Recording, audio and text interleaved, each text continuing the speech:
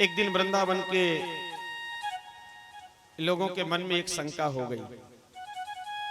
भैया देखो तो, जैसा कन्हैया भोजन करता है वैसे हमारे बच्चे भी भोजन करते हैं। जैसा कन्हैया रहता है वैसे हमारे बच्चे भी रहते हैं। कोई अंतर नहीं है हमारे और कृष्ण के बच्चों, हमारे और कृष्ण में। फिर ऐसा क्या हो गया कि नंद का छोरा इतना बलवान हो गया कि गिरिराज पहाड़ को उसने अपने नख के अग्रभाग में धारण कर रखा। हमें तो ऐसा लग रहा है कि नंद का छोरा नहीं है, ये किसी और का है। चलो चल करके पूछते हैं। आज ब्रजवासी सभी दौड़े दौड़े नंद जी के दरवाजे पर आए। सुबह का समय, बाबा नंद जी के आंगन पर आ गए। अरे वो नंद राय जी। नंद राय जी को लगा कि ये क्या हो गया, कोई ब्रज में आपत्ति विपत्ति क्या आ गई, ये सब के सब एक साथ में क्यों आए हैं। नंद राय जी ने पूछा क्या बात हो गई भैया। लोगों ने कहा नंद राय जी एक बात पूछने के लिए आए। क्या? हम आपसे पूछना चाहते हैं कि ये बालक आपका ही है कि किसी और का है। अब बताओ, किसी बाप से पूछो कि तुम्हारा ही बेटा है किसी और का है? उसको कैसा लगेगा? ये ब्रजवासी कहते हैं कि ये तुम्हारा बेटा है किसी और का है। नंद राय जी स्तब्ध रह गए, कुछ बोल नहीं सके। ब्रजवासियों ने कहा नंद जी हम आपसे पूछ रहे हैं, क्वा सप्ताह नो बाला क्वा महाद्रिवि धारणम ततो नो जायते शंका ब्रजनाथ तवात्मजे तब आत्मजे। ये क्या तुम्हारा ही आत्मज है, ये तुम्हारा ही बेटा है? और यदि तुम्हारा बेटा है तो फिर हमारे मन में शंका है। शंका इस बात की है कि इतने बड़े गिरिराज को इसने कैसे धारण कर रखा। आप हमें बताओ। नंद राय जी कुछ बोल नहीं सके। अचानक नंद राय जी को महात्मा गर्गाचार्य जी के वचन याद आ गए। आहा ब्रजवासियों, सुनो सुनो सुनो, मुझे याद आ गया जब मेरे लाला का नामकरण संस्कार करने के लिए गर्गाचार्य जी आए थे, तब उन्होंने मेरे लाला के बारे में जो बात बताई थी सो मैं तुमको बता देता हूं। क्या बताया था? महात्मा गर्गाचार्य जी ने कहा था कि तुम्हारे घर में जो तुम्हारा बेटा है ना, इसे बेटा ही मत मानना, ये साक्षात नारायण है। तब मैंने हंस करके टाल दिया था। अरे महाराज नारायण ऐसे थोड़ी आ जाएगा हमारे घर में। उन्होंने कहा था कि जैसे जैसे ब्रज में लीला करेंगे वैसे वैसे इनके अनेक नाम होते चले जाएंगे। ये तो मैं केवल एक नाम रख करके जा रहा हूं, वैसे तो इनके अनेक नाम हैं, अनंत नाम हैं।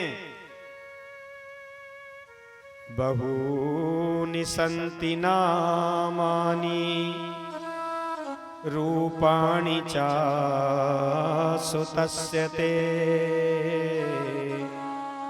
गुणकर्माणुरूपाणि तन्याहं वेदनो जनः। इसके इतने नाम होंगे कि वेद भी नहीं जानते। तन्याहं वेदनो जनः।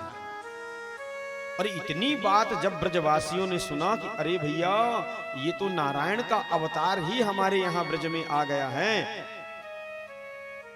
ब्रजवासी बाबा नंद जी को नंद के आंगन में छोड़े और दौड़ लगा दी जहां पर कन्हैया थी। कहां कन्हैया थे? कन्हैया गैया मैया को लेकर के वन चले गए थे। अब दौड़े दौड़े ब्रजवासी चले जा रहे हैं। कन्हैया दूरते ही देखे, ओहो ये वृंदावन के लोग कहां दौड़े दौड़े जा रहे हैं, भाई क्या हो गया।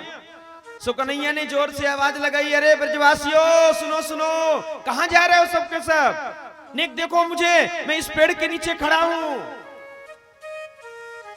ब्रजवासी दौड़े दौड़े आए और कन्हैया के कोई चरणों को पकड़ लिया, किसी ने हाथ को पकड़ लिया, कोई कन्हैया के गले से लग गया, और जो नहीं पकड़ पा रहा था जिसने पकड़ा था उसी को पकड़ लिया। कन्हैया कहने लगे क्या हो गया भाई, अरे मेरे चरणन में काहे को गिर रहे हो भाई, क्या हो गया। अरे आप तो बाबा लग रहे हैं मेरे, आप क्यों पढ़ रहे हैं, अरे आप तो मेरे मित्र लग रहे हो, आप मेरे चरणन में क्यों पढ़ रहे हो। अरे भाई सुनो सुनो सुनो, आप तो हमारे गांव के बड़े बुजुर्ग हो। कन्हैया मना करे पर मानने वाले कौन है? वो तो बहुत मना कर रहे हैं कि भैया मेरे चरणन में क्यों पढ़ रहे हो। सबके सब चरणों को पकड़ लिए, हाथ को पकड़ लिए, पीतांबर को पकड़ लिए, सबके आंखों में आंसू है। भगवान ने कहा भैया बताओगे कुछ की बात क्या है, आज इतना बड़ा सम्मान क्यों दे रहे हो, क्या हो गया है?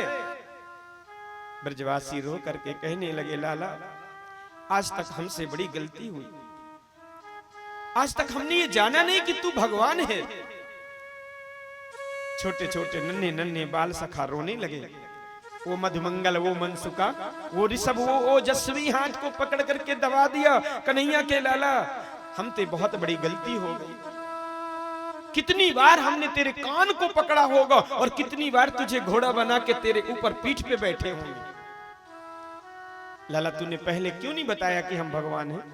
यदि पहले तू बता दिया होता कि हम भगवान हैं तो लाला रोज दीपक जला के तेरी आरती उतारते, तेरी हम पूजा करते। कन्हैया समझ गए कि इन ब्रजवासियों को किसी ने जरूर बता दिया, और सच में यदि ये मुझे भगवान ही मानने लग गए तो जो लीला मैं करने जा रहा हूं उस लीला में रस नहीं मिलेगा। भगवान हंस करके बोले अरे ब्रजवासियों मैं कोई भगवान नहीं हूं, मैं कोई भगवान थोड़ी हूं, ये किसने तुम्हें बता दिया कि मैं भगवान हूं? लाला देखो छुपाओ मत, झूठ मत बोलो, तुम तो भगवान हो, क्यों झूठ बोल रहे हो? कन्हैया को लगा कि दुनिया में हर जगह कुछ कह सकूं पर अपने ब्रजवासियों से कैसे झूठ? ब्रजवासी तो मेरे जीवन धन है, ब्रजवासी तो मेरे प्राण हैं, इनसे कैसे मैं झूठा बोलूं? कन्हैया कहने लगे ब्रजवासियों तो क्या तुम सच में जानना चाहते हो कि हम कौन हैं? हाँ हाँ तो सुनो, मैं अपने दोनों हाथों को उठा करके कहता हूं कि हाँ मैं भगवान हूं। और जैसे ही वृंदावन के लोगों को यह पता चला कि कन्हैया साक्षात भगवान हैं तो ब्रजवासी हाथ जोड़ करके प्रार्थना किए लाला यदि तू सचमुच में भगवान है तो नेक एक बार अपने वैकुंठ का हमें दर्शन करा दे, हम तुम्हारे वैकुंठ का दर्शन करना चाहते हैं, हम देखना चाहते हैं। भगवान ने कहा चलो ठीक है ब्रजवासियों, चलो हम तुम्हें अपना वैकुंठ दिखाते हैं।